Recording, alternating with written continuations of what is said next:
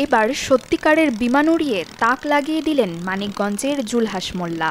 শখের বশে খেলনা বিমান বানাতেন তিনি। সেই শখ থেকেই এবার সত্যিকারের উড়োজাহাজ বানিয়ে ফেললেন জুলহাস।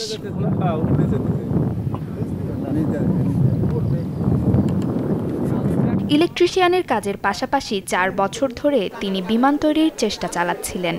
অবশেষে মিলল সফলতা। কোনো প্রশিক্ষণ ছাড়াই নিজেই ড্রাইভ করে আকাশে উড়িয়েছেন নিজের তৈরি বিমানটি।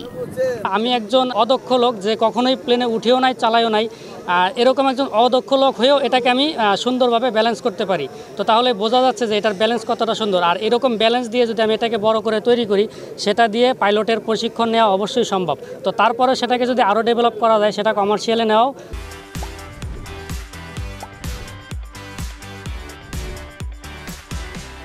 সম্ভব। তো আমি আশা করব যেন সরকার আমাকে সাহায্য করে এবং এই কাজে কোনো বাধা না দেয়। জুলহাসের তৈরি এই বিমানটি 50 ফুট উঁচুতে উঠতে পারে। 1 লিটার পেট্রোলে যা 25 থেকে 30 কিলোমিটার যেতে সক্ষম।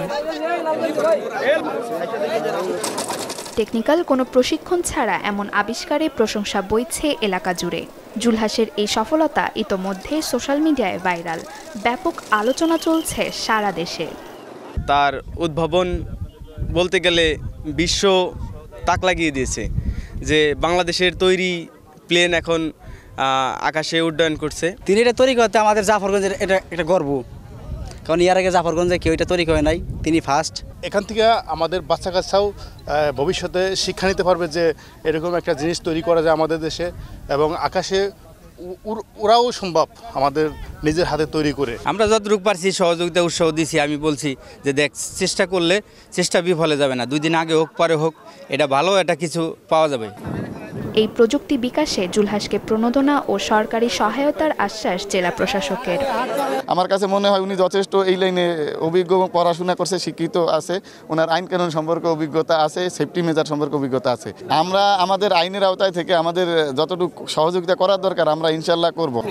এই বিমানের যন্ত্রপাতি সহ অন্যান্য কাজে গেল 4 বছরে জুলহাসের খরচ হয়েছে 8 থেকে 10 লাখ টাকা।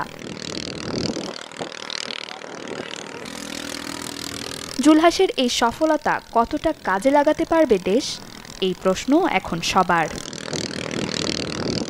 Desk report, channel 24।